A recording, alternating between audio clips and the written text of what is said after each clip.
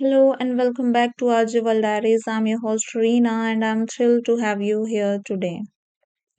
So today I want to take you on a journey into something we all do almost every day, describing events and experiences. Think about it. Whether you are telling a friend about a party you attended, sharing your holiday trip with colleagues, or even writing about your day in a diary, you are essentially describing an experience.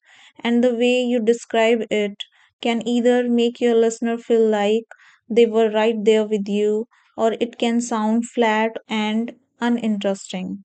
So, why is learning to describe events and experiences so important? Well, it's because language isn't just about grammar and vocabulary, it's about painting pictures with words.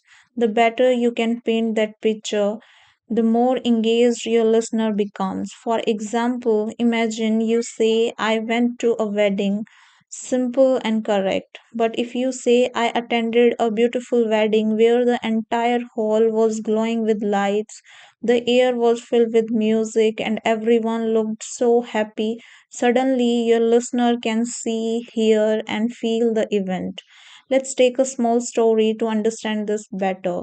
Last year, I attended a cultural festival in my city.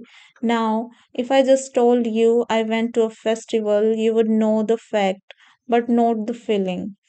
But when I say I walked into a street full of colorful stalls, the smell of delicious food filled the air, children were laughing, music was playing, and everywhere I turned, people were dancing and celebrating.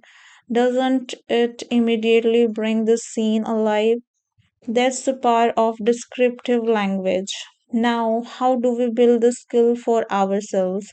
Start with the five senses: sight, sound, smell, taste, and touch. Whenever you talk about an experience, ask yourself, what did I see? What did I hear? What did I smell? What did I feel? Even small details can make your description more engaging. For example, instead of saying I was nervous before my presentation, you could say my palms were sweaty, my heart was racing, and I could feel a knot in my stomach as I waited for my turn. See how that makes the emotion come alive. Another way to improve is to focus on sequencing.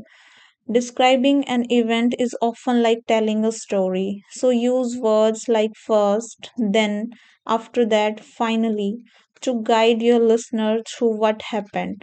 For instance, first we entered the hall, then we greeted our relatives. After that, the music started, and finally, the bride and groom made their entry. This flow keeps your listener connected.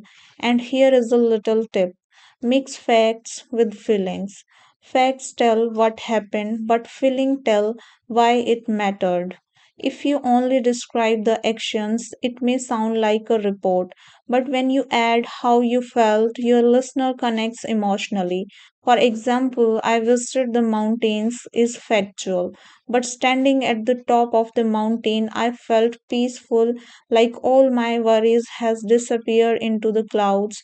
That is an experience. So the next time someone asks you about your weekend or a holiday, don't just give them the headlines. Try to relive the moment through your words. Think of it as inviting them into your memory. The more vivid your description, the stronger your connection with the listener. Before I wrap up, let me leave you with a small practice idea. Choose one event from your life, maybe your last birthday, a family gathering, or even a simple walk in the park.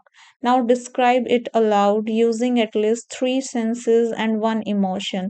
Record yourself if you can, and then listen back. You will notice how your story becomes richer each time you try. And that brings us to the end of today's episode. Remember, describing events and experiences is more than just telling what happened. It's about making your listener feel as if they were right there with you. Keep practicing, and soon you will find that your English conversations become more lively, engaging, and memorable. Thank you for joining me today, and I'll see you in the next episode. Until then, keep learning and keep sharing your beautiful experiences with the world.